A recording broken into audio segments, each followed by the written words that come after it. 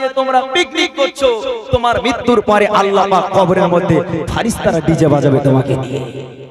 মাথায় বলো না, তখন এখন মাটি তুমি কাঁপাচ্ছ, তখন ফারিস্তারা তোমাকে ডিজে বানিয়ে কবরের মাটি ফারিস্তারা কাঁপাবে। এই কথা একবার ভেবেছো? হ্যাঁ, দয়ার নবী দো জাহানের বাদশা, আজকের তিনি এই ইসলামকে প্রচার প্রসারিত করার জন্য কতটা রক্ত ঝরিয়েছে, কতটা কষ্ট করেছে, কতটা মার খেয়েছে।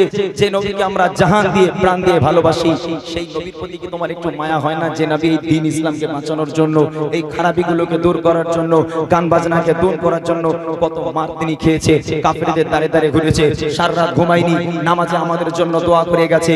মায়ের গর্ভে থেকে দুনিয়ার বুকে ভূমিষ্ঠ হয়ে ক্ষুধার যন্ত্রণায় কাঁদতো না, পিপাসার যন্ত্রণায় কাঁদতো না, ইয়া রাব্বি হাবলি উম্মতি, ইয়া রাব্বি হাবলি উম্মতি বলে কাঁদলো। যে মানুষটা মরে যাওয়ার সময়, ইন্তেকালের সময়, যে মানুষটা যখন আজরাইল এলো, ইয়া রাসূলুল্লাহ, ইয়া হাবিবাল্লাহ, আপনি